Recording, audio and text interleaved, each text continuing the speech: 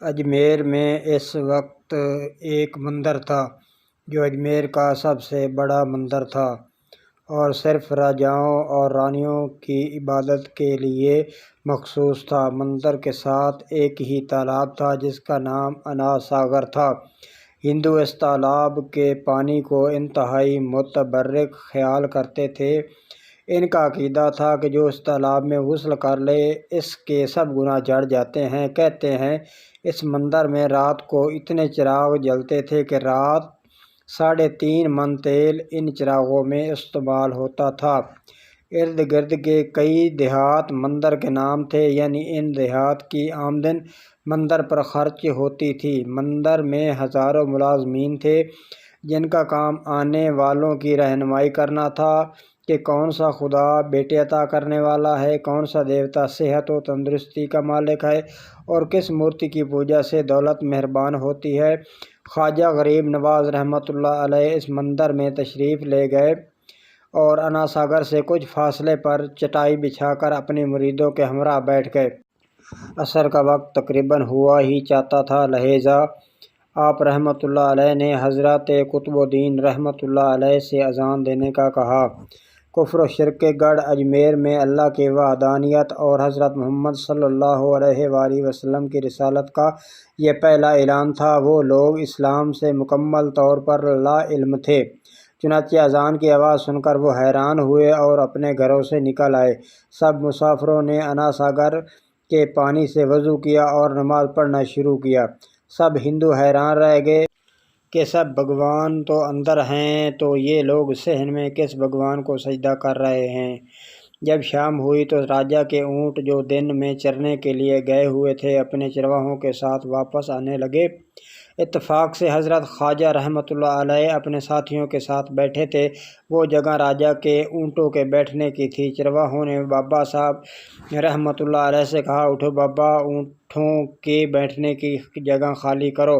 آپ رحمۃ اللہ علیہ نے فرمایا، اتنا میدان پڑا ہے، اونٹ تو کہیں بھی بیٹھ جائیں گے، کیوں مسافروں کو تنگ کرتے ہو؟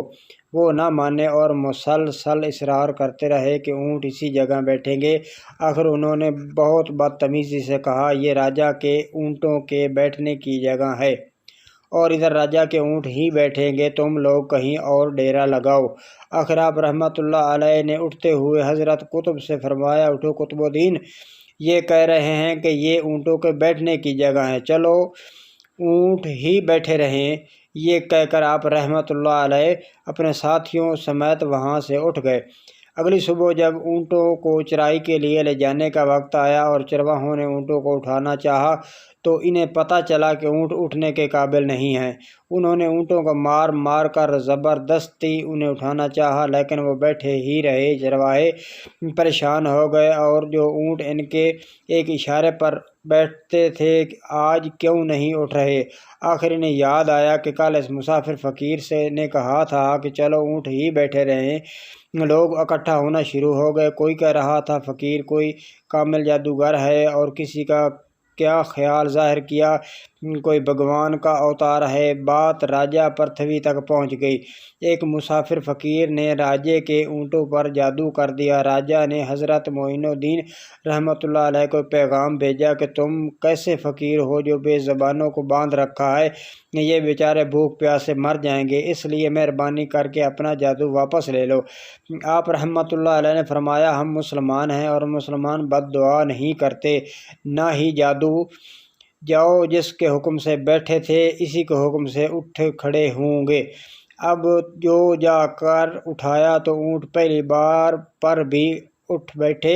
ہندوؤں کی دلچسپی ان مسافروں میں بڑھنے لگی۔ پانچوں وقت اذان ہوتی اور نماز ادا کی جاتی۔ آخر راجہ تک یہ بات پہنچ گئی، کچھ فقیر آئے ہیں جو مسلمان ہیں، پانچوں وقت اذان دیتے ہیں اور ہمارے پتر تالاب کو ہاتھ منہ دھو کر پھر چٹ کرتے ہیں اور ہمارے دھرم کے خلاف باتیں بھی کرتے ہیں، کہتے ہیں یہ مورتیاں پوجنے کے قابل نہیں ہیں، یہ تو محض پتھر ہیں، اس لیے انہیں یہاں سے اٹھایا جائے۔ راجہ نے فقیروں کو پیغام بھجوایا کہ تم لوگ ماس گوشت کھاتے ہو، ہمارے دھرم کے خلاف بولتے ہو اور ہمارے پاک تالاب کو اپنے ہاتھ ڈال کر ناپاک کرتے ہو، جو ہم برداشت نہیں کر سکتے، اس لیے تم لوگ یہاں سے چلے جاؤ۔ آپ رحمۃ اللہ علیہ نے فرمایا، اور بھی تو اتنی دنیا آتی ہے، ہمارے پانی کے لینے سے کون سا کوئی کمی آ جائے گی؟ لیکن وہ کہنے لگے کہ وہ سب ہمارے اپنے دھرم کے لوگ ہیں اور تم دوسرے دھرم کے ہو۔ آئندہ تو لوگوں نے تالاب کو ناپاک کر دیا تو ہم سختی سے پیش آئیں گے۔ آپ رحمۃ اللہ علیہ نے حضرت قطب الدین بختیار رحمۃ اللہ علیہ سے فرمایا، قطب الدین، شاید یہ لوگ آئندہ ہمارے پانی لینے پر کوئی فساد برپا کر دیں، جاؤ ایک مشکیزہ پانی کا لے آؤ تاکہ ضرورت کے وقت کچھ پانی تو موجود ہو۔ لہٰذا حضرت قطب الدین رحمۃ اللہ علیہ نے ان سے فرمایا، چلو ہم مشکیزہ بھر لیتے ہیں۔ وہ اس شرط پر مان گئے کہ تمہارا جسم پانی سے نہ چھوئے۔ حضرت قطب الدین رحمۃ اللہ علیہ تالاب کی سیڑھیوں پر جا بیٹھے اور مشکیزہ پانی میں ڈبو دیا۔ جب وہ بھر گیا تو حضرت قطب الدین رحمۃ اللہ علیہ نے وہ مشکیزہ اوپر کھینچا، لیکن جو ہی مشکیزہ پانی سے باہر آیا، انا ساگر کا پانی خشک ہو گیا، گویا سارا انا ساگر مشکیزے میں بند ہو گیا۔ انا ساگر خشک ہونا تھا کہ پورے اجمیر میں کہرام مچ گیا۔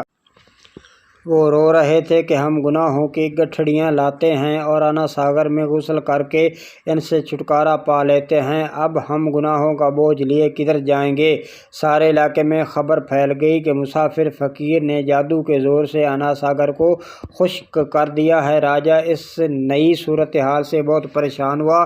اس نے اپنے وزیروں کو بلایا، سب نے یہی کہا کہ فقیر یا تو جادوگر ہے یا پھر واقعی کوئی کامل فقیر ہے۔ ساتھ ہی وہ پریشان ہوئے کہ اجمیر کی رونق تو تھی ہی انا ساگر کے دم سے، اسی کی وجہ سے لوگ دور دور سے اجمیر آتے تھے اور اپنا ایمان تازہ کر کے لوٹتے تھے۔ انا ساگر کے خشک ہو جانے پر ہندو دھرم کی تبلیغ کو دھچکا لگے گا، اور یہی تشویشناک بات تھی۔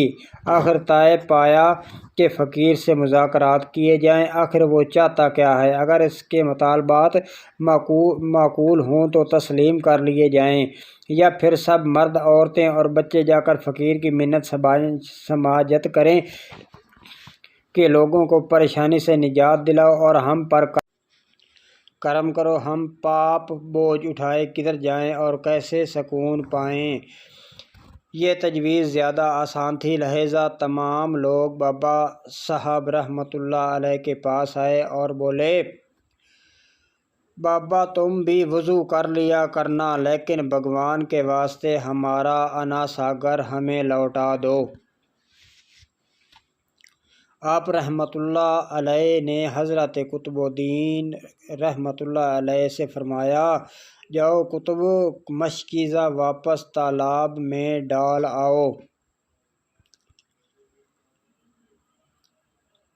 جو ہی مشکیزہ تالاب میں الٹا گیا، انا ساگر کناروں تک اچھل آیا۔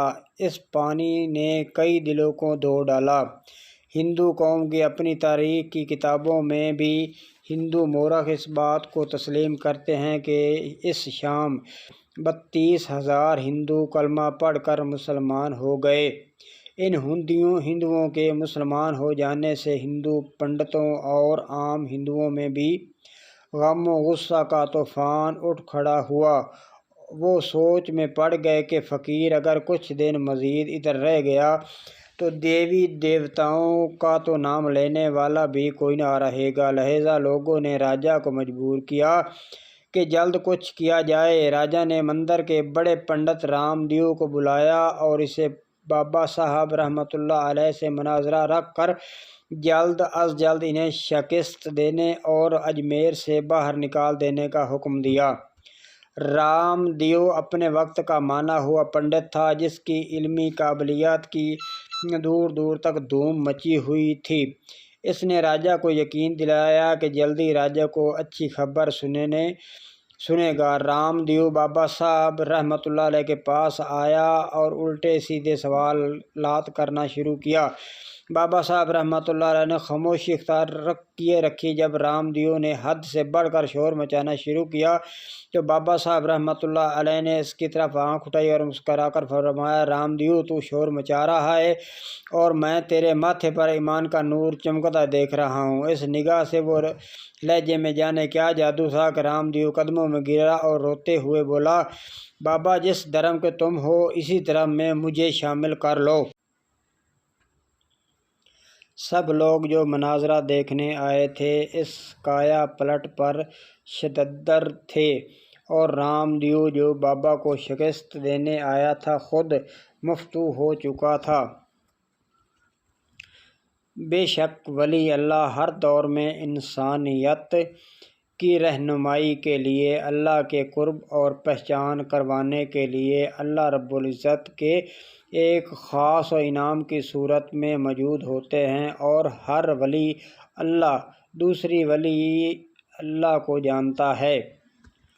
خدا حافظ۔